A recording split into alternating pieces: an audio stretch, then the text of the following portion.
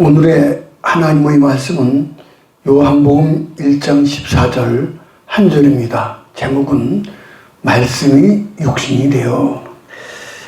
덴마크의 철학자요 신학자인 케르케고르는 성육신의 비밀의 이해를 돕기 위해서 동화를 지었습니다. 한 나라 임금님이 백성들이 어떻게 사는지 궁금해서 평민복장을 하고 거리며 시장이며 골목길을 돌아보았습니다.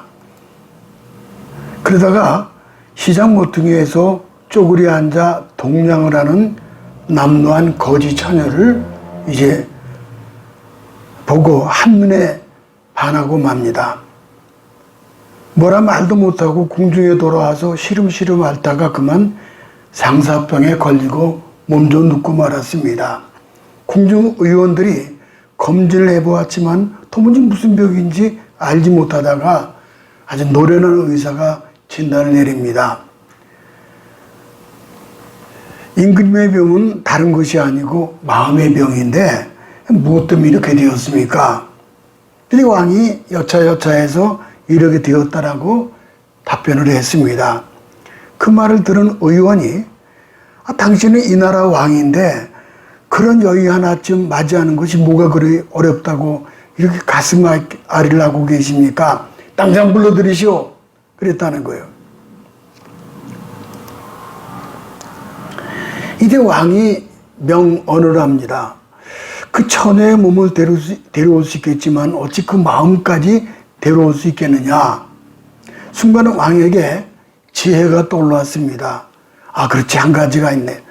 내가 거지 옷을 입고 그 처녀에게 청혼을 하는 것일세. 이 임금님은 우리 예수님이고 우리는 거지 처녀와 같다라는 동화입니다. 언제 들어도 감동이 되는 예화입니다. 우리가 사는 이 세상은 인간의 머리로 이해할 수 없는 현상들이 많지요. 이것을 신비, 미스테리라고 부릅니다. 그중 대표적인 것이 생명의 기원에 대한 신비죠. 생명의 기원. 어떻게 지구상에 생명이 시작되었는지 그 누구도 알 수 없고 설명할 수도 없습니다. 그런데 성경에 보니까는 이 신비에 대한 명확한 답을 주고 있습니다.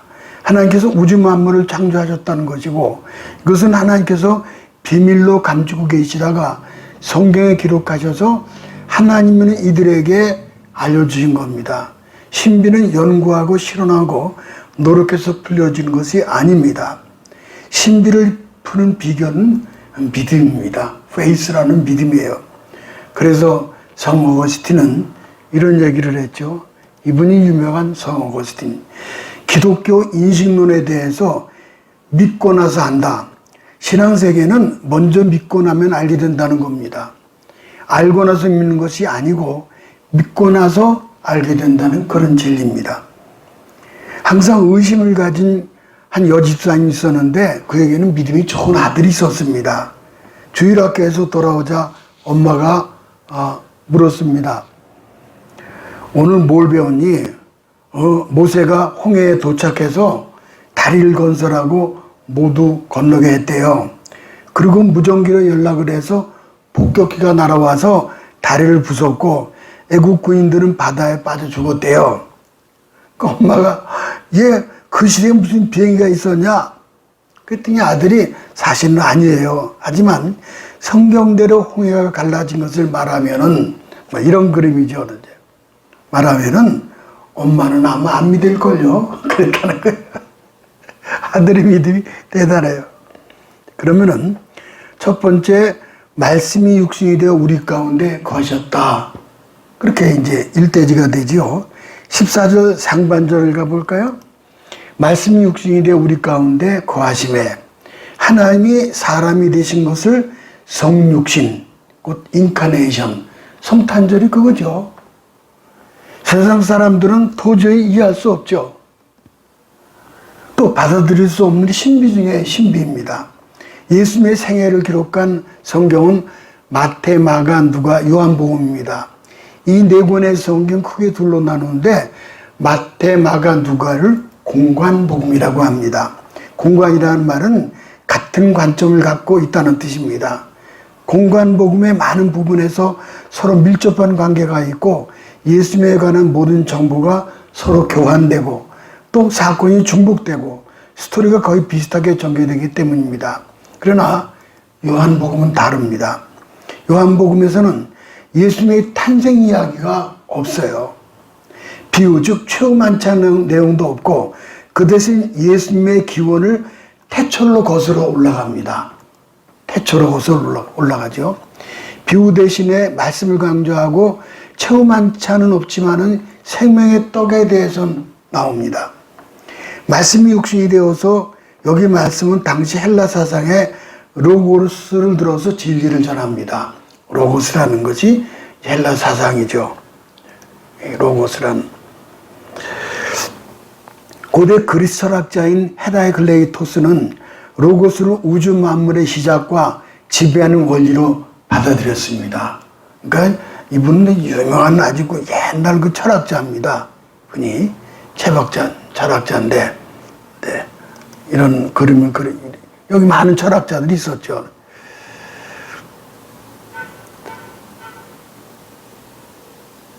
로고스는 우주의 질서와 법칙이므로 세계 만물은 로고스에 의해 생성, 변하는 것으로 생각을 했습니다. 그 후 소크라테스, 플라톤, 아리스토텔레스는 사물의 근거, 사고의 능력, 인간 정신의 개념으로 이해했습니다.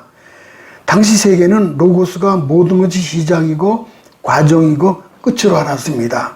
이때 사도 요한은 이 로고스를 예수님으로 연결해서 당신들이 그렇게 찾았던 말씀 로고스가 육신 되신 분이 바로 예수님이다. 이렇게 설명하고 있는 겁니다.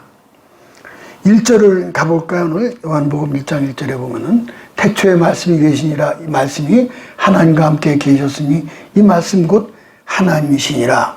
그러니까 요한복음은 예수님의 탄생을 전하지 않는 대신 시간적으로 그보다 훨씬 앞선 태초부터 말씀하고 있습니다.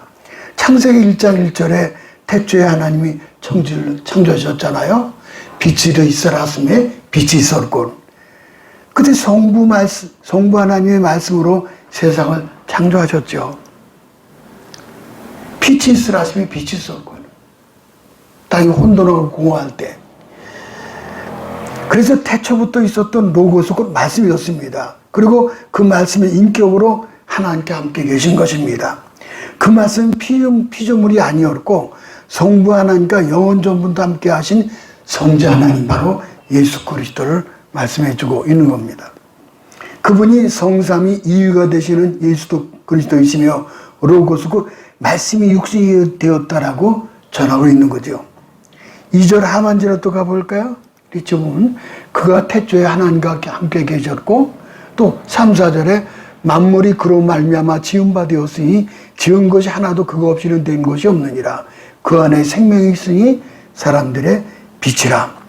성부 하나님이 세상을 지으실 때 성자 하나님이신 말씀으로 세상을 지으셨기 때문에 만물이 그로 말미암아 지은 바 되었다라고 증언합니다.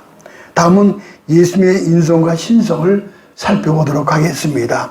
첫째가 예수님의 인성이죠. 육신이죠. 그러니까 왜 육신이 돼서 오셨습니까? 왜 하나님이 사람이 되셨습니까? 우리 가운데 거하시기 위해서죠.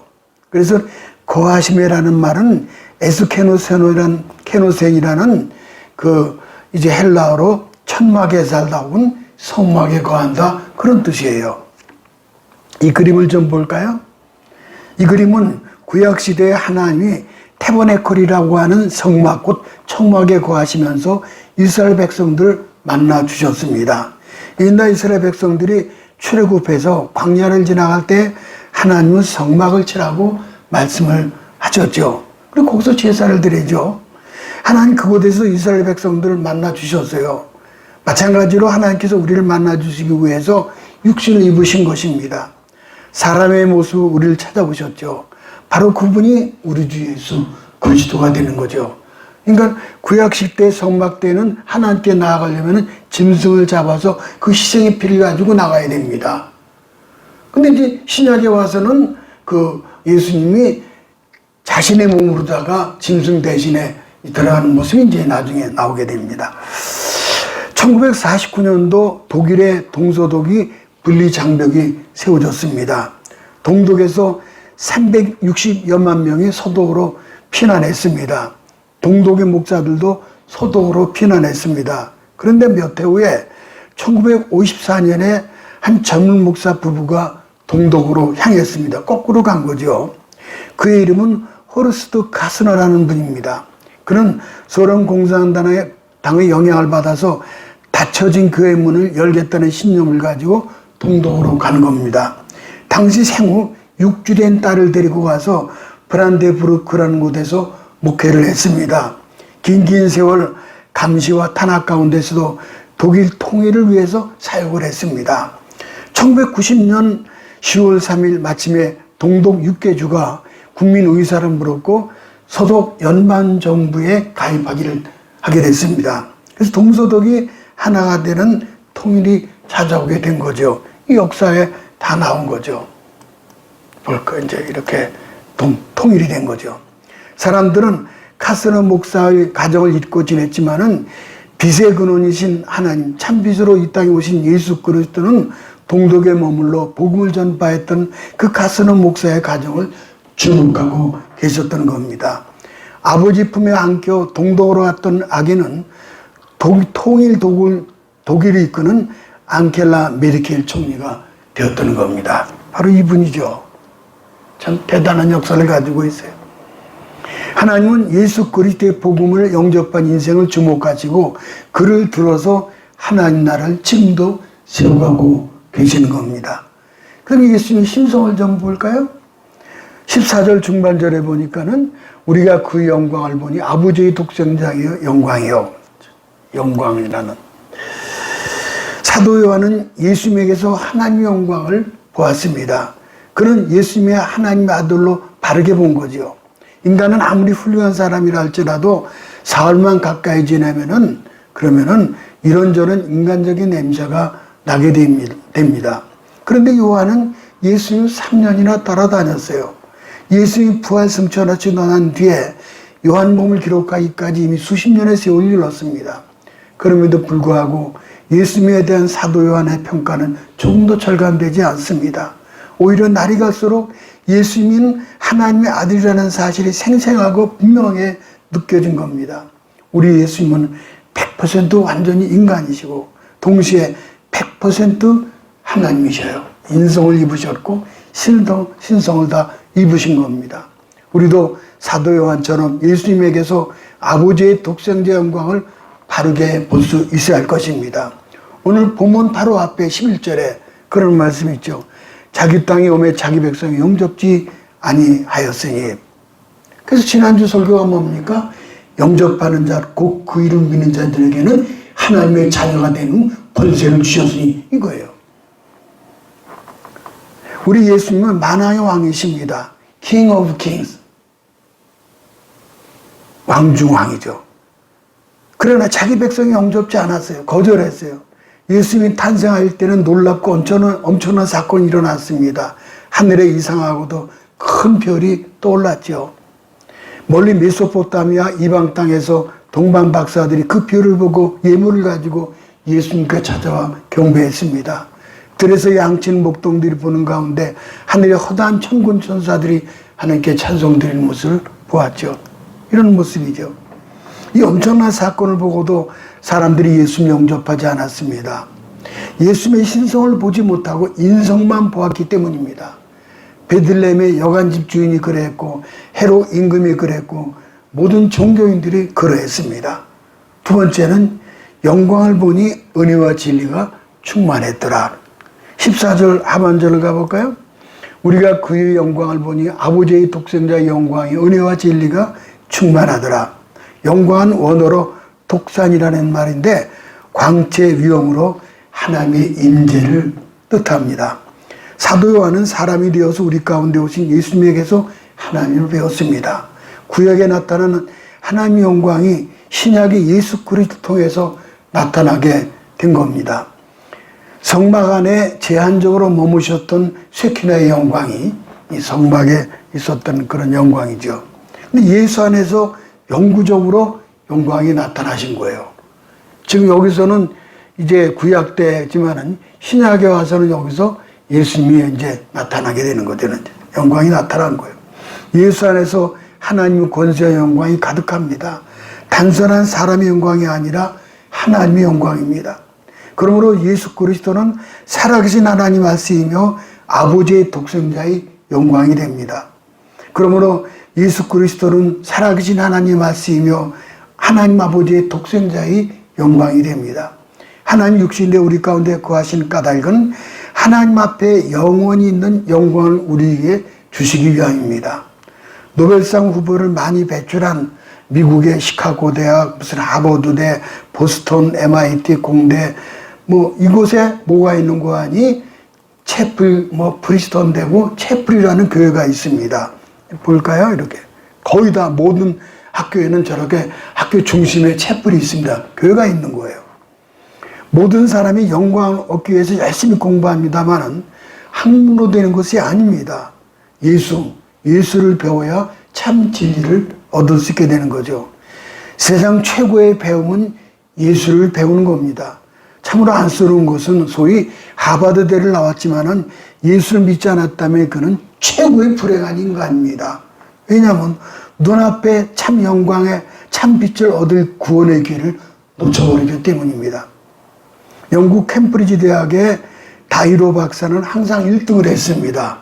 이건 영국 쪽이죠. 그런데 졸업학기에 병이 들어서 입원을 했습니다. 그래도 1등을 했습니다. 근데 졸업장에서 이상은 붙고는 상입니다. 2등을 했던 학급 친구 스미스가 내가 병원에 입원해 있을 때에 강의록을 가져다가 주면서 저는 계속 공부할 수 있었습니다. 그는 내게 은인입니다. 이 학교의 정신은 바로 예수 정신이었어요. 사람들이 병상을 찾아준 스미스에게 더 찬산을 보내는 것은 당연한 일입니다. 예수를 믿으면 이렇게 하나님의 영광을 드러내는 사람이 되는 겁니다. 예수님이 오늘 두 가지 충만하다 그러셨죠? 첫째가 은혜가 충만하다 그랬어요. 은혜는 원어로 카리스인데 전혀 받기에 부족한 자에게 주어지는 분에 넘친다. 그런 뜻입니다. 죄 아래서 반역하는 인생들을 위해서 하나님께서 육신을 입고 오셔서 구원의 길을 열어주신 은혜예요.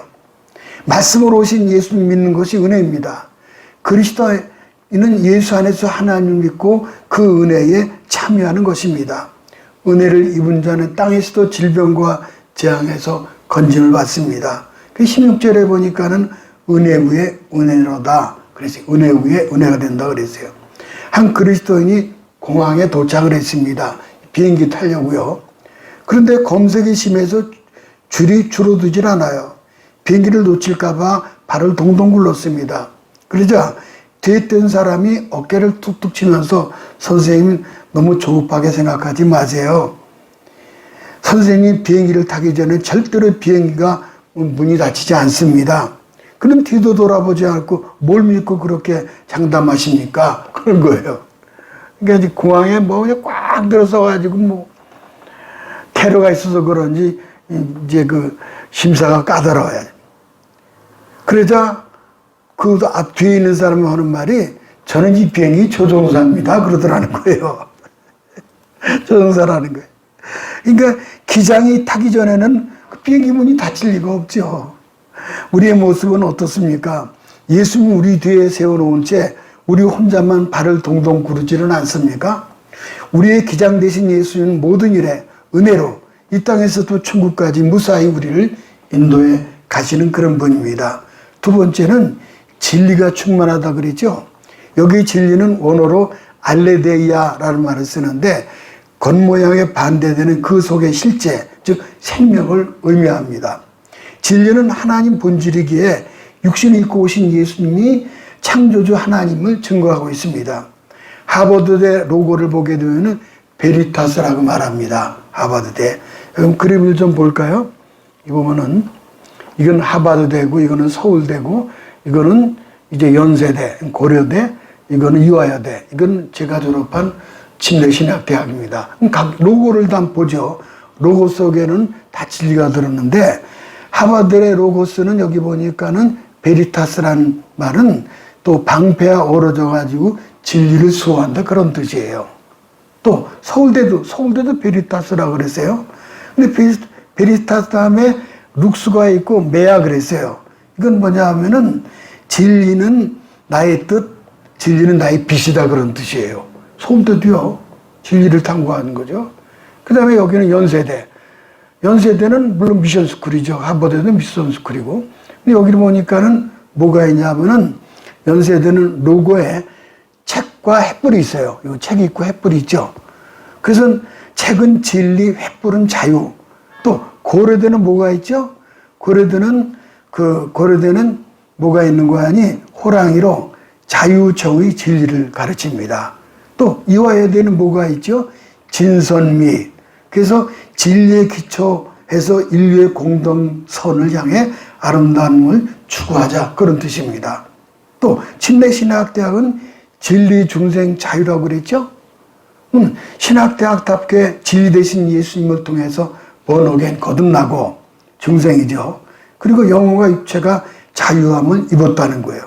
모든 대학들은 건학 이념에 첫째 진리를 담고 둘째는 자유, 셋째는 빛을 추구합니다. 그런데 진리를 탐구하지만은 무엇이 진리인가라는 대답에는 대학마다 다릅니다.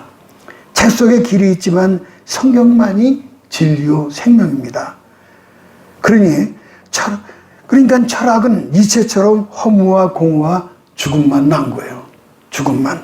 이 니체를 좀 볼까요? 자, 이 사람이 인류 역사상 가장 위험한 니체 철학가. 그래서 인생은 논하려면은 니체가 지은 책이 여러 권 있어요. 근데 그 중에서 읽어보면은 인생의 진리를 헤쳐간다는 거예요. 근데요, 유감스럽게도 이 니체가 지은 걸 읽게 되면 반드시 죽게 돼 있어요. 자살해요, 다. 휴메니스트, 허무주의, 니힐리즘 해서 다 죽어요. 한데 어쩌고도 자살해요. 인생은 이게 니체가 한 말이에요. 예수님은 요한복음 8장 32절에 이렇게 말씀하셨죠. 진리를 알지니 진리가 너희를 자유케 하리라. 또 내가 길이요 진리요 생명이니 나로 말미암지 않고는 아버지께로 올 자가 없느니라. 우리가 인내성 예수 결박 푸셨도다 나는 자유에 그러잖아요. 여기 보면은 이게 그겁니다. 예수 결박 푸셨도다 나는 자유에. 근데 이게 그 앞에가 뭐인 거 아니? 우리가 인내성 드릴 때 모든 영광 하나님께 나는 자유에 그랬잖아요. 그 뭐냐면 무엇으로부터 자유입니까? 그 뭐냐면은 죄로부터 자유예요. 그다음에 사망의 결박을 풀어주셨죠. 세 번째는 세상의 영광이 얽매이질 않아요. 이렇게 해서 이제 이 대지가 완성이 됩니다.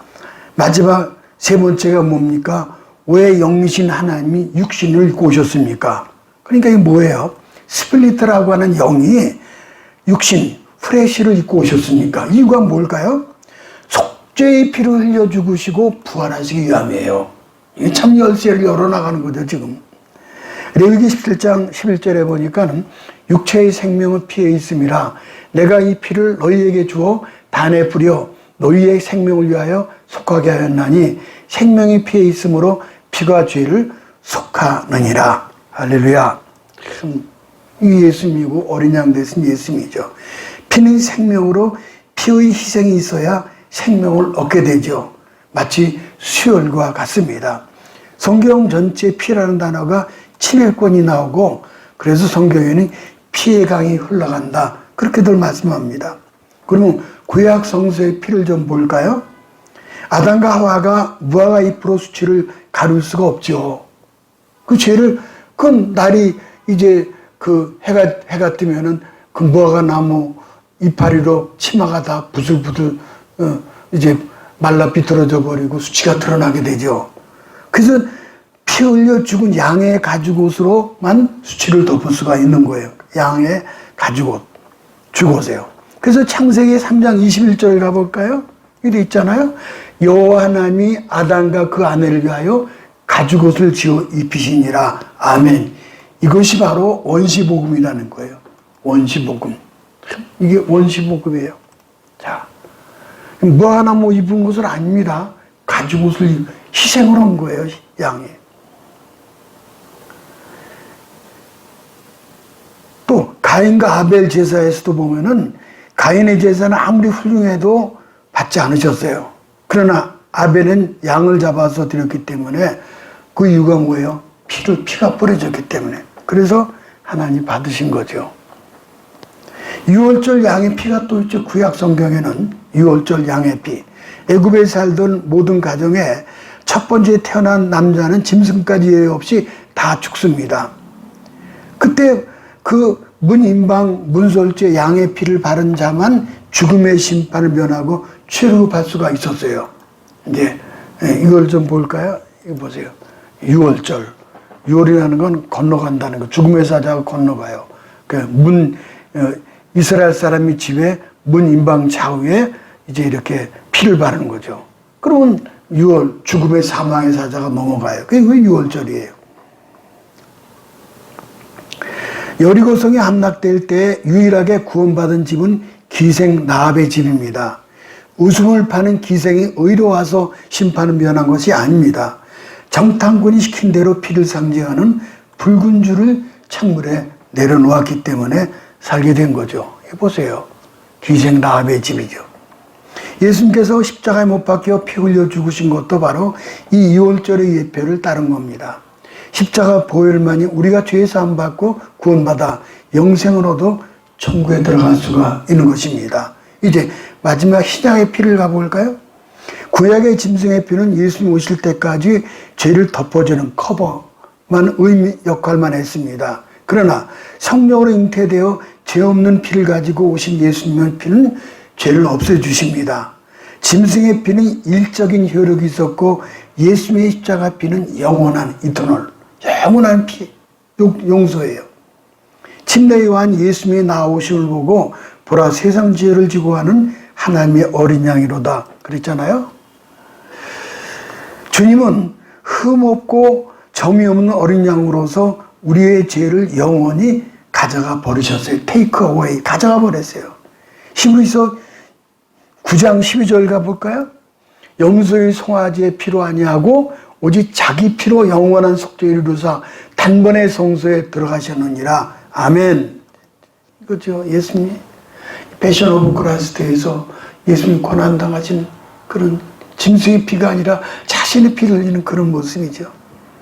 그리스도의 피가 없이는 죄사함 받을 수도 없고 따라서 영생은 얻는 길도 없습니다. 히브리서 9장 27절 28절 가볼까요? 한 번 죽은 것은 사람에게 정하신 것이요 그 외에는 심판이 있으니 그리스도도 많은 사람의 죄를 담당하시라고 단번에 들이심 받으셨고 구원에 이르기 위하여 죄와 상관없이 자기를 바라는 자들에게 두 번째 나타내시리라. 아멘. 죽음을 이기고 심판받지 않고 주님 재림 때에 생명의 부활을 얻는 길은 예수의 피밖에 없습니다. 예수의 피. 예수의 피. 요한복음 6장 54절 마지막 가볼까요? 내 살을 먹고 내 피를 마시는 자는 영생을 가졌고 마지막 날에 내가 그를 다시 살리리니. 이 그림 보세요. 이거 바로 성찬식입니다. 주님께서 말씀하시기를 이제 내가 오기까지 이 성찬을 하나님 부름받을 때까지 이 성찬을 계속 이어가라 그렇게 말씀하셨죠. 이것은 이 땅에서 우리가 해야 할 성찬식으로 나의 의를 위해 나를 위해 죄 없는 피를 흘려주셨다는 것을 믿는 경건한 예식이 되는 겁니다. 모쪼록 창세기의 태초의 말씀이 요한복음의 말씀이 육신이 되신 주님을 깊이 배우며 그 품에 거하시면서 은혜와 진리가 충만한 가운데 보혈을 찬송을 부리면서 영광을 보면서 승리의 길을 가다가 천국에 모두 입성하시기를 축복합니다.